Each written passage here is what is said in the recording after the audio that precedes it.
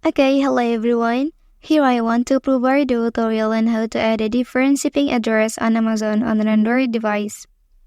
Okay, let's go to the tutorial. First thing first, you can go and open Amazon application on your device.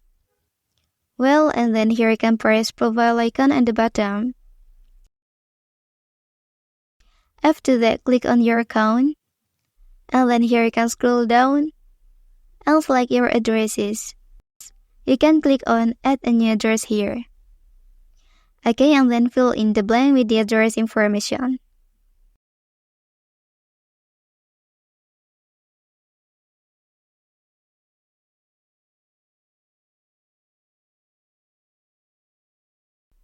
Okay, and then save the address by pressing this option.